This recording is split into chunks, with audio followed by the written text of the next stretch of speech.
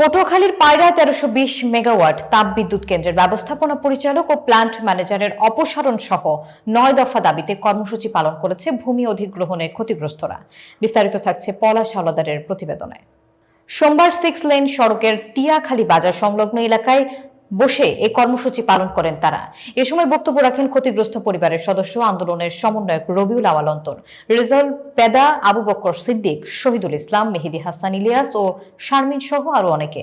বক্তারা বলেন, পায়রা তাপবিদ্যুৎ কেন্দ্র নির্মাণের সময় কর্মকর্তারা ভূমি অধিগ্রহণে ক্ষতিগ্রস্তদের বেশ কিছু প্রতিশ্রুতি দেয়, কিন্তু দীর্ঘদিনেও তাদের দাবি বাস্তবায়ন না হওয়ায় তারা এই কর্মসূচি পালন করেন।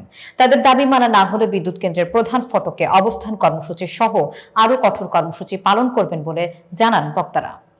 আজ অবধি এই যে পাওয়ার প্ল্যান্ট শুরু হয়েছে, আজকে 12 বছর অতিক্রম হয়ে যাওয়ার পরও আমাদের আজ অবধি তিল পরিমাণ একটা দাবি দেওয়া মেনে নেয় না। আমাদের যেটা ন্যায্য অধিকার, আমাদের কোনো অধিকারই তারা আজ পর্যন্ত পূরণ করে।